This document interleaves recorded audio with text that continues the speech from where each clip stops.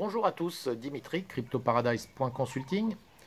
Aujourd'hui, petite vidéo pour parler d'un sujet qui concerne directement le Bitcoin et qui est la notion de short time preference par rapport au long time preference, qui, traduit en français, donnerait la préférence court terme par rapport à la préférence long terme. Cette notion, elle est directement au cœur de l'adoption du Bitcoin. Je m'explique. Toute personne, et je l'ai constaté juste autour de moi, ne serait-ce qu'en la présence de personnes qui me sont très proches et qui ont investi dans le Bitcoin il y a maintenant 1 an à peu près, le changement que cela opère chez les personnes qui sont investies dans le Bitcoin. Alors pourquoi ? Lorsque vous avez des monnaies comme le dollar, comme l'euro, comme la roupie, comme le franc suisse, quelles que soient les monnaies fiat que vous ayez dans les poches ou sur votre compte en banque, à partir du moment où vous en épargnez, votre premier souci, si vous êtes quelqu'un, on va dire, de prévoyant, c'est de vous dire dans quoi j'investis pour préserver la valeur que j'ai acquise, voire évidemment pour en construire, c'est-à-dire éventuellement acquérir et faire fructifier cette épargne. Cette notion même, elle est en fait au cœur de ce qu'on va appeler la préférence court-termiste. Pourquoi ? Parce que lorsque vous avez en fait cette monnaie fiat en main, vous êtes, que ce soit consciemment ou inconsciemment, totalement devant une évidence, c'est que ces monnaies fiat vont se déprécier avec le temps. Ce qui vous oblige à réfléchir immédiatement à vers quoi je vais investir pour pouvoir ne serait-ce que la préserver ou éventuellement la fructifier. Dès le jour où vous avez des bitcoins entre les mains, en fait, vous switchez totalement, mais sans vous en rendre compte. C'est ça qui est absolument extraordinaire. Toute personne qui a des bitcoins, au fur et à mesure qu'elle en a, alors je ne parle pas de ceux qui vont en avoir pour une semaine et qui font un espèce de coup de trade et qui sont des traders purs, qui veulent juste faire un aller-retour pour gagner, essayer de tirer 10, 20, 30% ou je ne sais encore. Je parle de ceux qui adoptent le Bitcoin parce qu'ils ont lu beaucoup dessus, qu'ils ont compris de quoi il s'agissait et qui à un moment donné disent au lieu d'investir dans de l'immobilier, au lieu d'investir dans des actions, je vais mettre une partie ou toute partie dans le Bitcoin.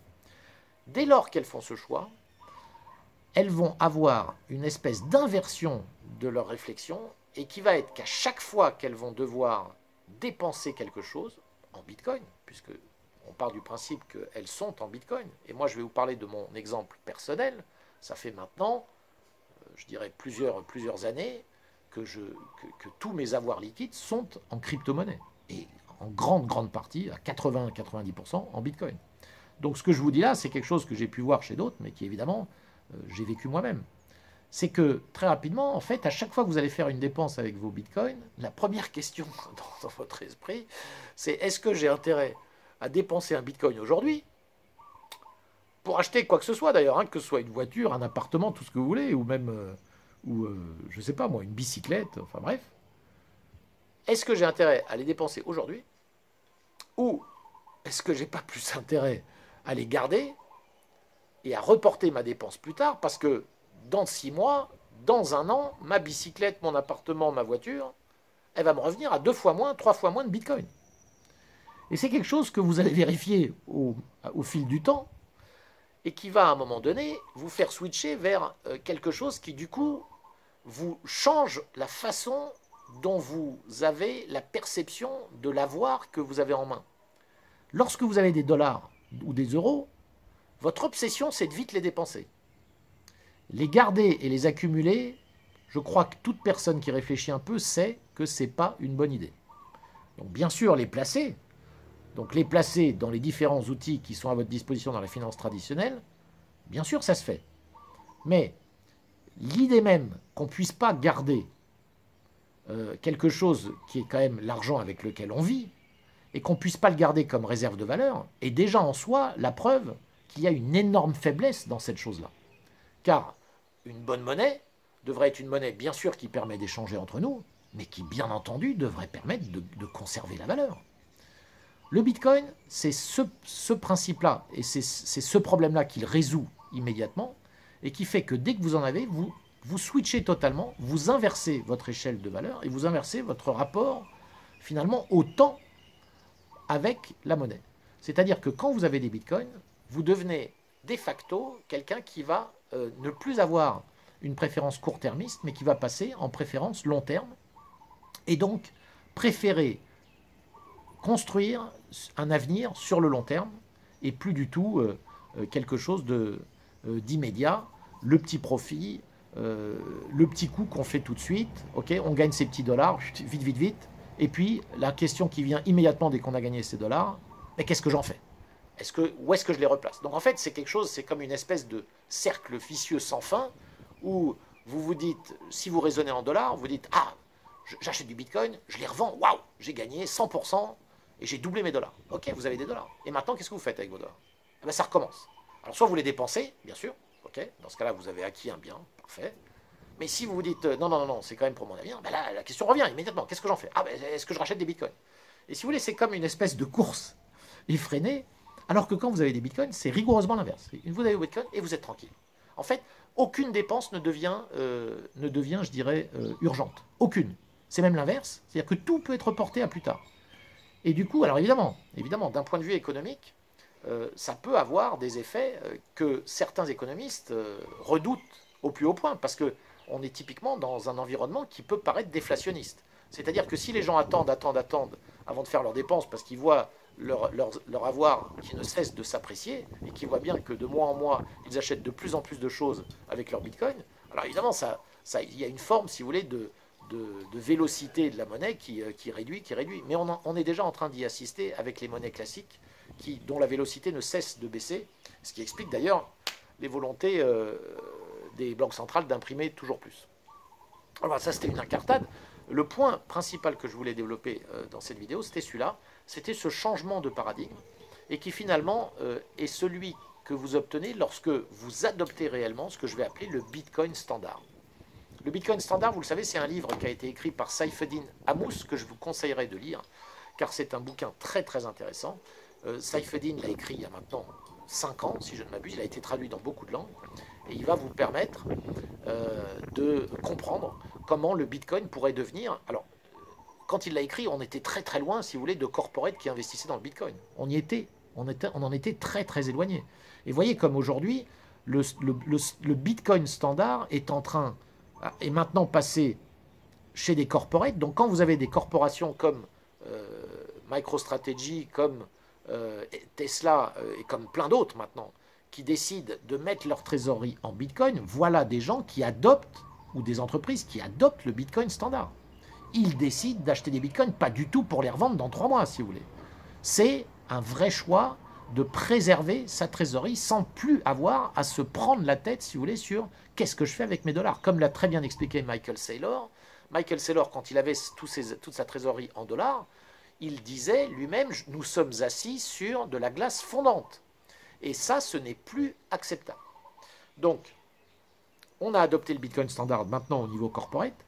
Une des étapes que prévoit Saifedean Ammous dans son bouquin, c'est qu'arrivera le jour où des banques centrales, peut-être des petites au début, commenceront à dire, elles aussi, ou annonceront qu'elles ont accumulé des bitcoins et qu'elles les gardent dans leurs réserves. Et maintenant, Morgan Stanley a juste émis il y a 2 jours une news, c'est quand même extraordinaire, Morgan Stanley qui est une des plus grandes banques américaines, et dans cette news, le questionnement d'un des analystes de Morgan Stanley était: est-ce que le Bitcoin est en voie de remplacer le dollar? Je veux dire, il faut se rendre compte que c'est quelque chose que les Bitcoins maximalistes émettaient il y a quelques années, mais toute personne un peu sensée leur riait au nez. Encore une fois, on va à une vitesse qui est folle, et ce à quoi on est en train d'assister, c'est à une adoption de ce Bitcoin standard. Donc, à partir du moment où des corporations, pas encore des banques centrales, mais des corporations sont en train de le faire, posez-vous la question. En tant qu'individu, c'est beaucoup plus simple à faire. Parce qu'à partir du moment où vous adoptez le Bitcoin standard, vous-même, vous vous mettez à l'abri, si vous voulez, de toutes ces fluctuations et, je dirais, entre guillemets, vous dormez sereinement. Alors bien sûr, certains vont me dire, oui, mais adopter le Bitcoin standard aujourd'hui, c'est-à-dire prendre tout ce qu'on a éventuellement épargné durant sa vie et tout mettre dans le Bitcoin aujourd'hui lorsqu'il est à plus de 50 000 $, on s'expose quand même aux fameuses vagues qui risquent de nous rendre malades. Et donc à une volatilité qui peut être extrême. Alors oui, c'est vrai. Je rappellerai quand même une chose, c'est que quelle que soit la date où vous avez investi dans le Bitcoin dans les 10 dernières années, c'est-à-dire depuis qu'il existe, toute personne qui a attendu 3 ans est largement gagnante. Donc je répète, toute personne qui a investi dans le Bitcoin, quelle que soit la date, est gagnante si elle a eu la patience d'attendre 3 ans. Au maximum, parce qu'il y en a certains qui évidemment ont été gagnants au bout de 6 mois. Évidemment, là on pense à ceux qui ont investi fin 2017 au plus haut du Bitcoin. Ils ont dû attendre, effectivement, le début de l'année 2021 pour se retrouver largement gagnants eux aussi. Donc, même si aujourd'hui vous investissiez à un moment où le Bitcoin, juste après, se mettait à avoir une correction violente, et je vous le dis, je ne pense pas qu'on y soit maintenant, mais bien sûr, personne n'a de boule de cristal, mais même si vous le faites maintenant, alors bien sûr, plus tôt vous le faites, mieux c'est.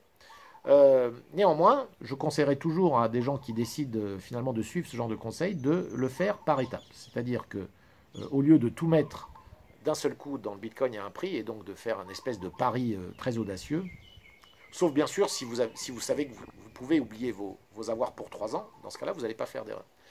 Mais si vous ne souhaitez pas prendre ce genre de risque, alors vous allez peut-être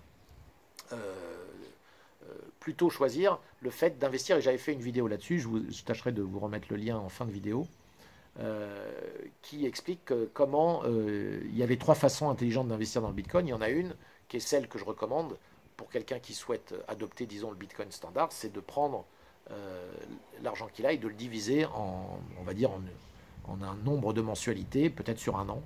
Et chaque mois, vous investissez la même somme en fiat, c'est-à-dire en dollars ou en euros, enfin, quelle que soit votre monnaie de référence.